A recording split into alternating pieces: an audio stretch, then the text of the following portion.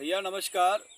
भैया हम सोच रहे हैं कि हमारे गांव का एक टोला है गबैया, उस पर 15-20 मकान होगा, 15-20 घर होगा और वहाँ पे सिर्फ हिंदू ही रह रहे हैं। हिंदू, कन्फ्यूजन हो रहा है हमको। हिंदू मैं टोला घोषित करना चाहता हूँ, लेकिन वहाँ पे सिर्फ हिंदू ही रहते हैं, कोई और धर्म के लोग नहीं हैं। आप लोगों का क्या विचार है कि उसको हिंदू टोला घोषित कर दिया जाए? घंटा नहीं हिंदू टोला हो पाएगा।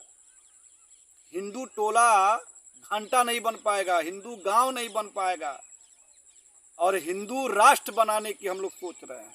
ये हमारी सोच जो है ये है कि हम अपने भारत को हिंदू राष्ट्र बना दें। धीरेन्द्र शास्त्री जी बैठ के पंडाल में बोलते हैं कथा के दौरान कि अपना भारत को हिंदू राष्ट्र बनाना है, लेकिन देवरिया हत्याकांड ने उस हिंदू राष्ट्र को बहुत दूर भेज दिया और नेपाल से बाहर चला गया है, नेपाल से और दूर चला गया है। इसलिए क्योंकि एक छोटे टोले पर भी अगर 20 घर है तो उसमें क्या है, भीम आर्मी, श्रवण आर्मी, यादव सेना, कुर्मी सम्मेलन, पटेल सम्मेलन, साहू सम्मेलन, करणी सेना, ये सारे सेना लोग कौन लोग बनाए हैं? राजनीति करने वाले लोग, अपने अपने जाति का वोट पाने के लिए ये राजनीति करने वाले, वोट पाने वाले लोग, उसमें जो नेता लोग हैं वो लोग अपना अपना सेना बना करके घूम रहे हैं। हिंदू राष्ट्र भारत कभी नहीं बन पाएगा और भारत हिंदू राष्ट्र से कोसों दूर चला गया, क्योंकि जातिवादी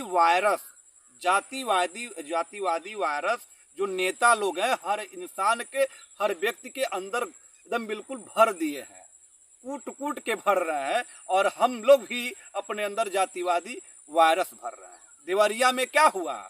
देवरिया हत्याकांड ने बता दिया कि जातिवादिता कितना चरम सीमा पर है, हर एक इंसान के अंदर कितना भरा हुआ है। ब्राह्मण सम्मेलन अलग चल रहा है, स्वर्ण आर्मी, उधर यादव सेना अलग चल रहा है। हमने क्या कहा था कि भारत के अंदर किसी भी जगह पे जमीनी विवाद चरम सीमा पर है। और भारत की छोड़ दीजिए, प्रदेश की बात है तो मान लीजिए प्रदेश स्तर पे देखा जाए, यूपी में लाखों जमीनें विवाद चल रहे हैं। अभी वहाँ कानपुर में शुक्ला जी के द्वारा विश्वकर्मा जी का हत्या हो गया, वो भी जमीनी विवाद था, ये भी जमीनी विवाद था। हम तो यही कह रहे हैं कि सरकार से एसआईटी जांच हो, सरकार एक पक्षी कार्रवाई न करके बिल्कुल न्याय संगत निर्णय करे कि एसआईटी जांच लगा दें, सीबीआई जांच लगा दें। न उसमें न कोई स्वर्ण आर्मी जाएगा, न कोई यादव सेना जाएगा, दोनों पक्ष का जांच हो। यादव जी का कैसे हत्या होगा, उनका कैसे हत्या हो गया। अभी कल नवनाथ मिश्रा करके कोई है और उसमें प्रेमचंद के हत्या के बाद जो हत्या ब्राह्मण समुदाय का हत्या हुआ है, उसमें कम से कम यादवों से ज़्यादा तो ब्राह्मण समुदाय के लोग उसमें नामजद हुए हैं।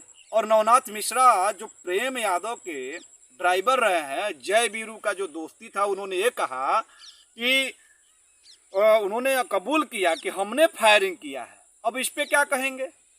ये कहाँ जातिवादिता है? हाँ, कहीं भी अगर कहीं का इस तरह का क्राइम हुआ है तो जातिवादिता से उठ करके, हम तो यही कहेंगे कोई भी सरकार रहे, सरकार को चाहिए कि जातिवादिता से उठ करके, चाहे वो यादव जी हो, चाहे पंडित जी हो, चाहे वो विश्वकर्मा जी हो, चाहे वो शुक्ला जी हो, चाहे कानपुर का घटना हो, चाहे देवरिया का घटना हो, सबके ऊपर कार्रवाई करें।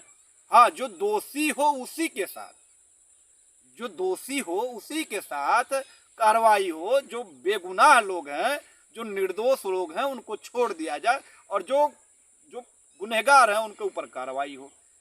लेकिन ये जितनी जातियां हैं उतना आर्मी बन गया है और उतना आर्मी बन गया, इतना भेदभाव हो गया है और ये जातिवादिता का वायरस हर एक इंसान के अंदर घुस गया है।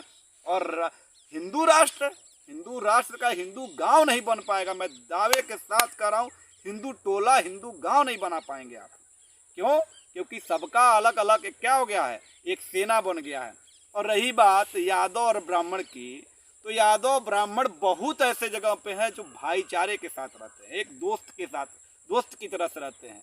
एक ही थाली में खाते, एक ही भाई की तरह से रहते हैं। आखिर में नवनाथ मिश्रा उनके साथ रह रहे थे और जितने भी सब ब्राह्मण बिरादरी के लोग प्रेमचंद यादव के साथ रह रहे थे वो भाईचारा का ही था। लेकिन ये घटना अचानक कैसे हो गया, इस पे विचार करने योग्य है और सरकार का इस पे विचार करनी चाहिए। ये जो इस तरह का ब्राह्मण बनाम यादव चल रहा है, यह ब्राह्मण बनाम यादव खत्म होना चाहिए और जातिवादिता का वायरस खत्म कर लेना चाहिए। अगर यह इस तरह से रहा तो वास्तव में बता रहे हैं कि हर बिरादरी अपने अपने बिरादरी को लेकर के चलना शुरू कर देगा, जिससे समाज का विघटन शुरू हो जाएगा और एक द्वेष भावना पैदा होगा, एक नफरत का भावना पैदा होगा। और यही कारण है देवरिया जैसा हत्याकांड में जिस तरह से राजनीति हो रही है, जातिवादिता हो रहा है। न्याय की बात करें, चाहे वो यादव लोग हों चाहे वो पंडित जी लोग हों, पंडित जी लोग सभा कर रहे हैं, यादव जी लोग महासभा कर रहे हैं।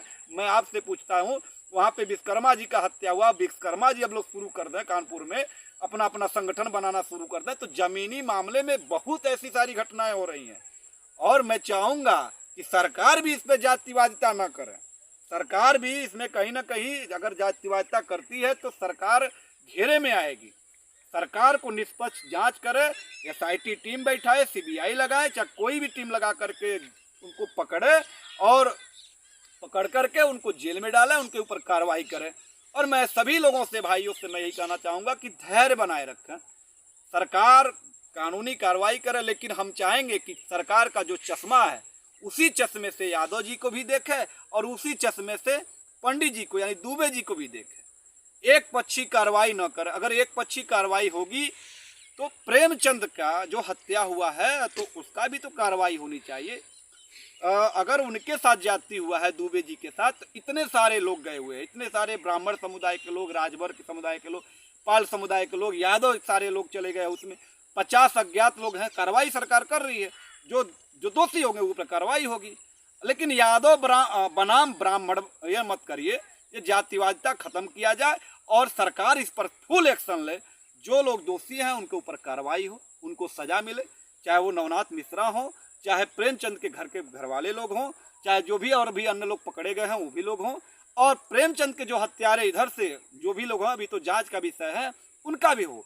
लेकिन ये ब्राह्मण बनाम यादव वाला जातिवादिता न खेला जाए, नहीं तो हर जगहों पे ये जो है मसला है जमीन का, हर बिरादरी में मसला है और यह बिरादरी का मसला निश्चित रूप से समाज को बांट दे रहा है और एक दूसरे के अंदर द्वेष भावना, नफरत पैदा करेगा। और हिंदू राष्ट्र की बात कर रहे हैं आप, हिंदू राष्ट्र कोसों दूर चला गया और हिंदू राष्ट्र, मैं कह रहा हूँ, भारत में कभी हिंदू राष्ट्र बन नहीं पाएगा, क्योंकि इतनी सारी आर्मी है, इतनी सारी सेना है, हर जातियों का सेना बन के तैयार है और एक दूसरे को नफरत के नज़र से देख रही है। बाकी मेरी बात आपको कैसा लगा कमेंट बॉक्स में जरूर बताएं। जय हिंद, जय भारत।